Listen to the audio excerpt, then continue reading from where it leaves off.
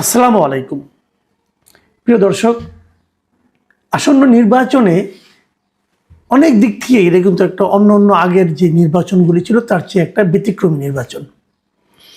যেমন এইবার দুটো নির্বাচন হচ্ছে, গণভোট হচ্ছে এবং জাতীয় সংসদ নির্বাচন হচ্ছে। এবারই প্রথমবারের মতো আমাদের এখানে পোস্টাল ভোট পড়ছে।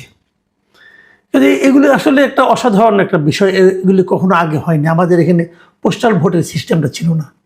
এখন এই পোস্টাল ভোট নিয়ে কিন্তু নানা ধরনের মানুষের মধ্যে বিভ্রান্তি এবং মানুষের মধ্যে এক ধরনের সন্দেহ তৈরি হয়েছে, বেশ স্ক্যান্ডালও কিন্তু হয়েছে। আপনারা জানেন যে পোস্টাল ভোট জিনিসটা কি, সেটা আগে একটু বলে নিই। সবাই জানেন, তবু আমি আরেকবার বলি যে ভোটের দিন সশরীরে অনেকে ভোট দিতে পারেন না, বিভিন্ন কারণেই পারেন না।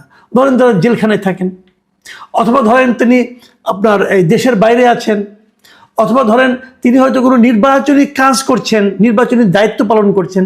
যেমন ধরেন ওদিন পুলিশ, অথবা আপনার বিজিবি, অথবা আর্মি, অথবা যারা নাকি সরকারি কর্মকর্তা, তারা তো সবাই কোনো না কোনো ভোট কেন্দ্রে হয় প্রিজাইডিং অফিসার নাহলে পোলিং অফিসার থাকছেন।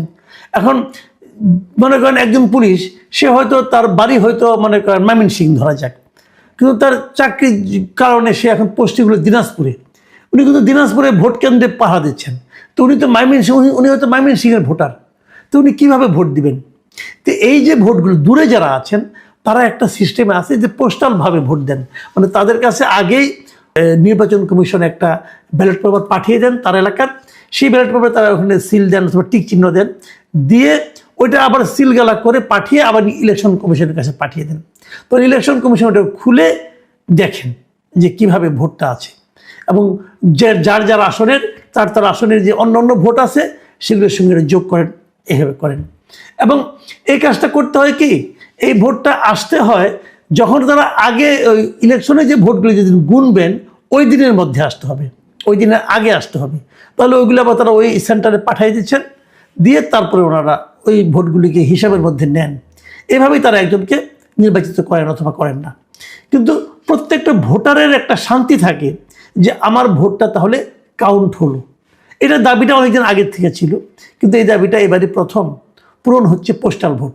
এখন বিদেশে যে পোস্টাল ভোটগুলো গিয়েছে, আপনারা জানেন এর মধ্যে বেশ এগুলো নিয়ে স্ক্যান্ডাল হয়েছে। একাধিক মধ্যপ্রাচ্যের একাধিক দেশে দেখা গেছে যেগুলো যার যার ঠিকানায় যাওয়ার কথা, কিন্তু তার ঠিকানায় আর পৌঁছতেছে না।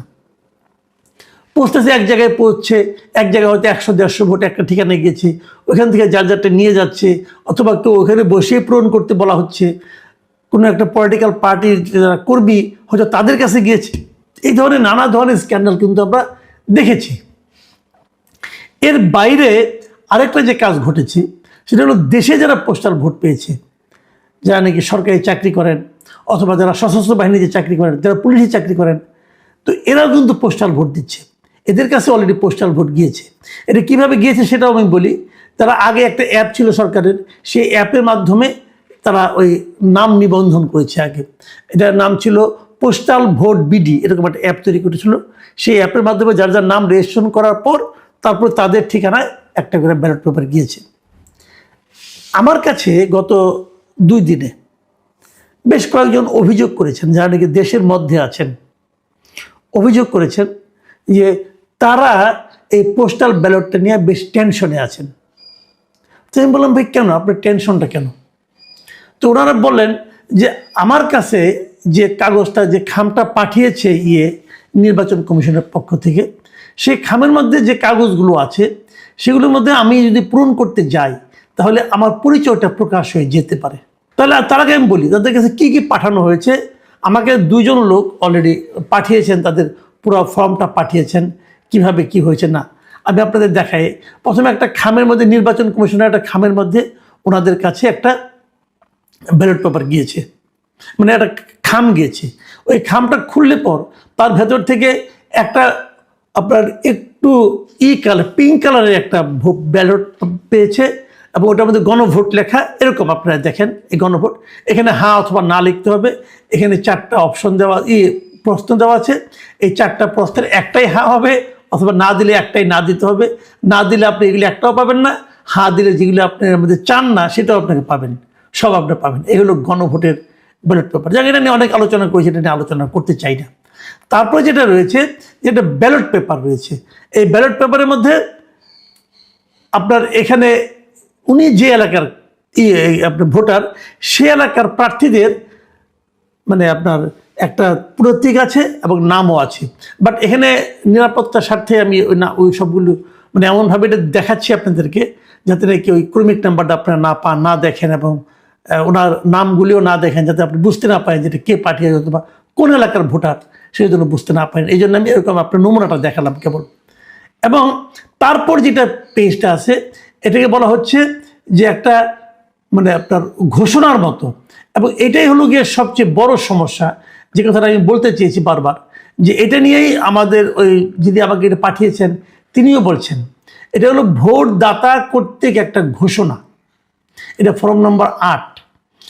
এখানে যে ঘোষণাটা আছে এটাই হলো সবচেয়ে ভয়ঙ্কর। এখানে কি বলা হয়েছে সেটা আপনাদের আমি একটু পড়ে শোনাই।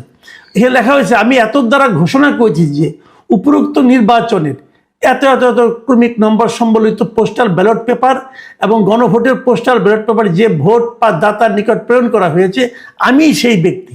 ওকে, বলতেছে আমি নির্বাচন কমিশন কর্তৃক প্রতীক বরাদ্দের পর আমার নির্বাচনী এলাকার প্রার্থী ও প্রতীক দেখিয়া এবং গণভোট সংক্রান্ত প্রশ্ন পড়িয়া সজ্ঞানে জাতীয় সংসদ নির্বাচন ও গণভোটের পোস্টাল ব্যালটের পেপারে টিক অথবা ক্রস চিহ্ন দিয়া কারো দ্বারা প্রভাবিত না হইয়া এবং গোপনে ভোটদান করিয়াছি, এই উনি ঘোষণা দিলেন। তারপরে উনি বলতেছেন যে আমি আরও ঘোষণা করিতেছি যে পোস্টাল ব্যালটে ভোটদানের উদ্দেশ্যে মোবাইল অ্যাপে নিবন্ধন করার পর আমি শুধুমাত্র পোস্টাল ব্যালটের মাধ্যমে ভোট প্রদান করিয়াছি বিধায় সশরীরে ভোট কেন্দ্রে উপস্থিত হইয়া ভোট দিতে পারিব না। এই বিষয়ে আমি এও সতর্ক আছি যে এই ধরনের কোনো চেষ্টা নির্বাচনী আইন বহির্ভূত বলে গণ্য হইবে। এমনটি করিলে আমার বিরুদ্ধে প্রচলিত আইন অনুযায়ী ব্যবস্থা গ্রহণ করা যাইবে। আমি আরও ঘোষণা করিতেছি যে আমার ভোটের গোপনীয়তা রক্ষা করিব। মানে উনি ওনার ভোটের গোপনীয়তা রক্ষা করবেন, এই ঘোষণা উনি করছেন।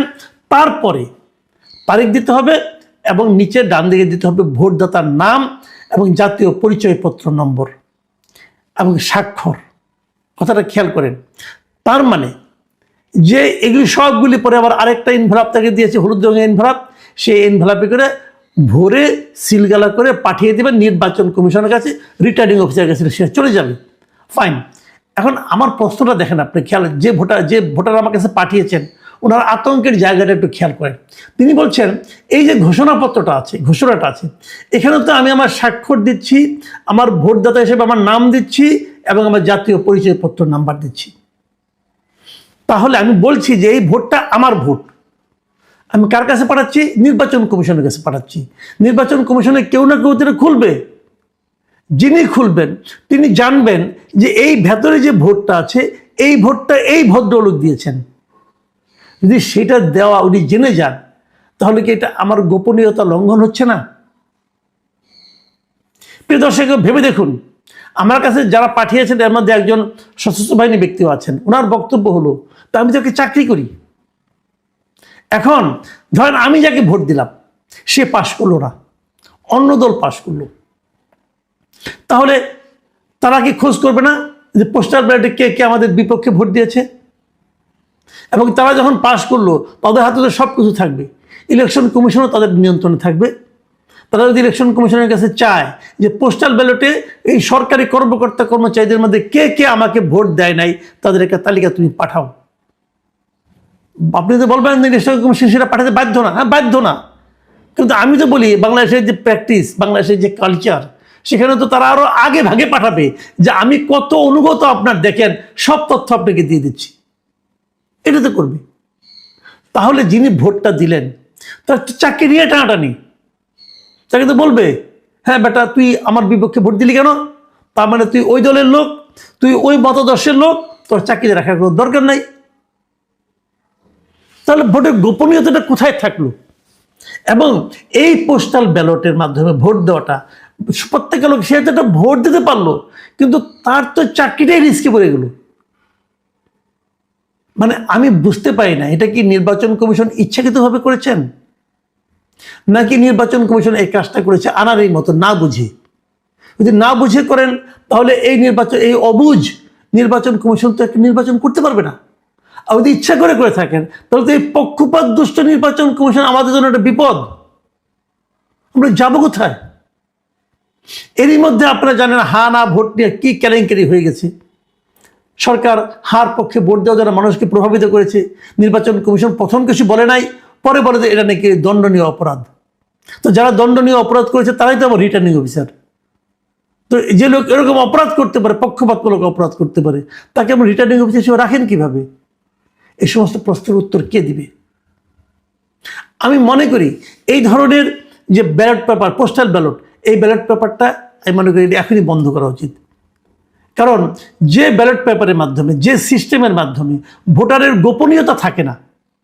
দেখুন, আপনারা ভাবুন একবার, যখন আপনি ব্যক্তিগতভাবে যখন ভোট দিতে যান, আপনাকে কিন্তু মুড়িটা ছিঁড়ে আপনাকে দেওয়া হয়, যেটার মধ্যে আপনি সিল মারেন, ওটার আশেপাশে কোথাও আপনার নাম নাম্বার কিচ্ছু নেই।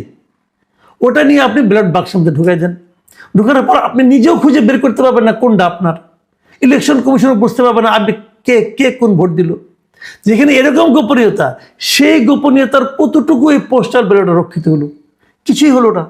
বরং পোস্টাল ব্যালটে আপনি ক্লিয়ার করে দিলেন যে এই ভোটটা আপনি দিয়েছেন এবং তা প্রমাণ থাকলো। এ কেমন কথা হলো?